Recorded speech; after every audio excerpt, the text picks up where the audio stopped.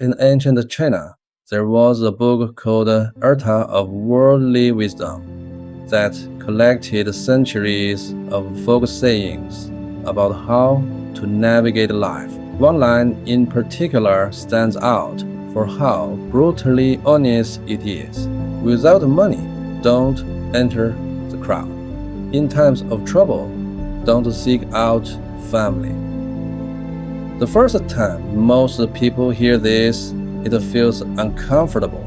Isn't family supposed to be the ones who help you when things go wrong? But if you truly understand how relationships worked in traditional Chinese society, you'll find that this thing isn't about human coldness.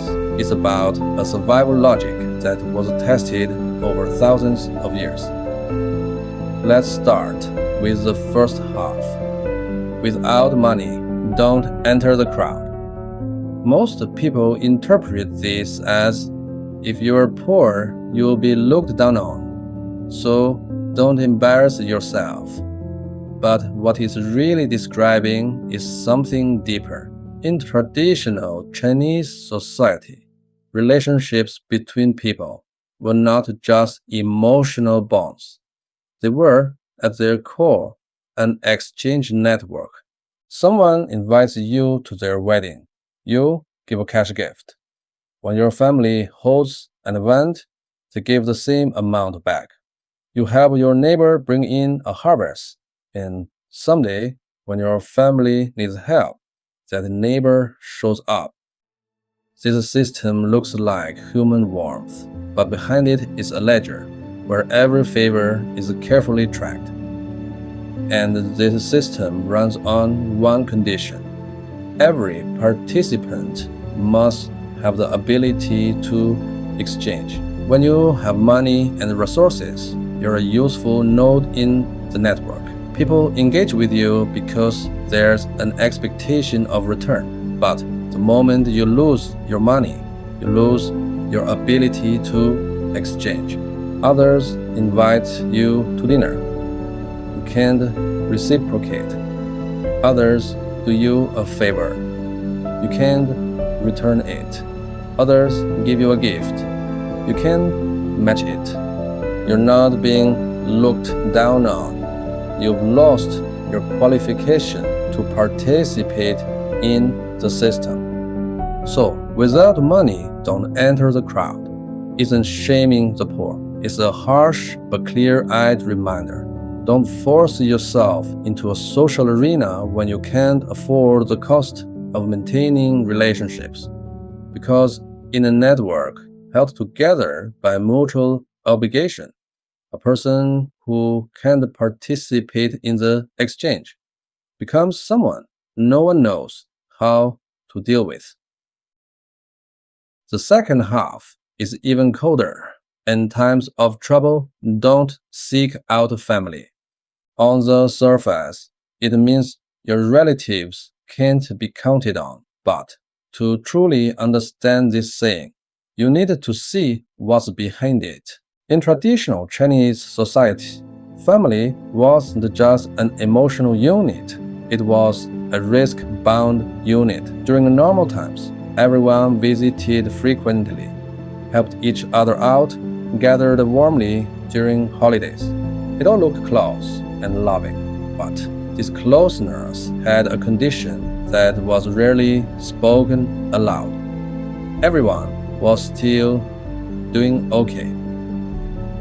The moment you hit real trouble, crushing debt, a lawsuit, political danger, you would notice something deeply painful. The people closest to you would be the first to go silent. The relatives who used to visit every holiday would stop answering calls.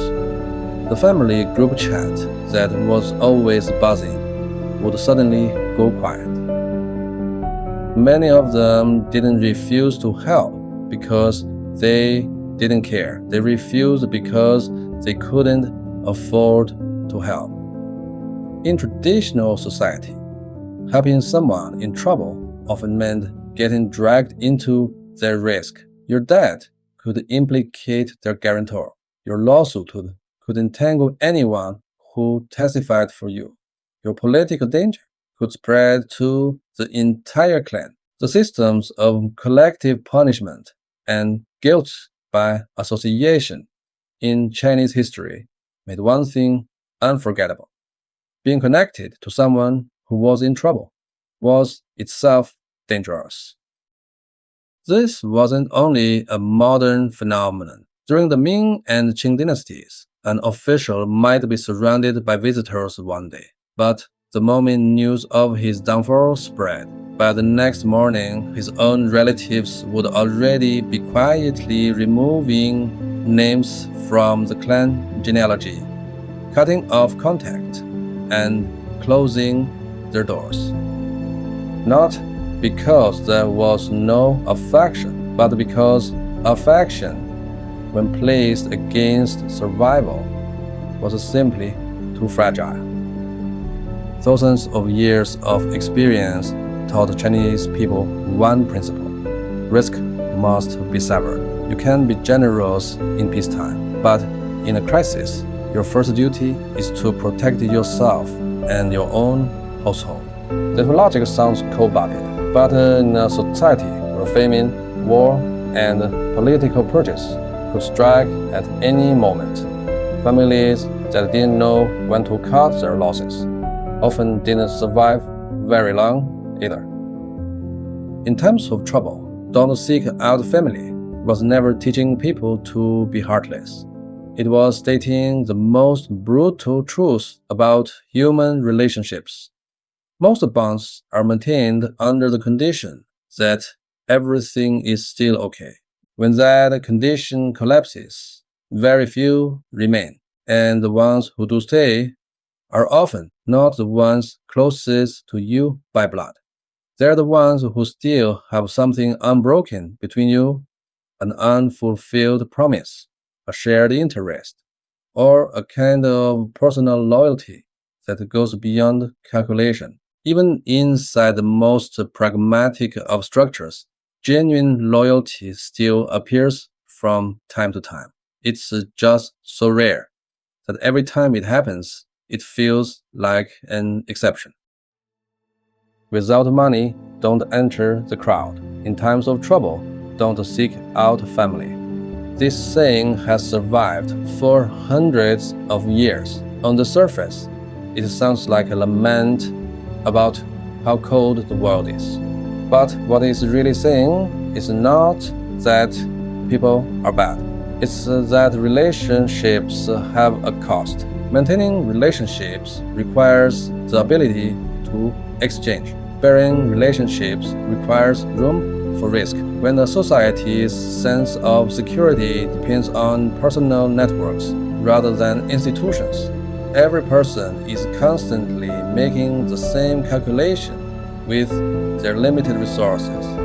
Who is worth helping? Who they can afford to help? And when it's time to walk away. Perhaps many Chinese people spend their entire lives living inside relationships.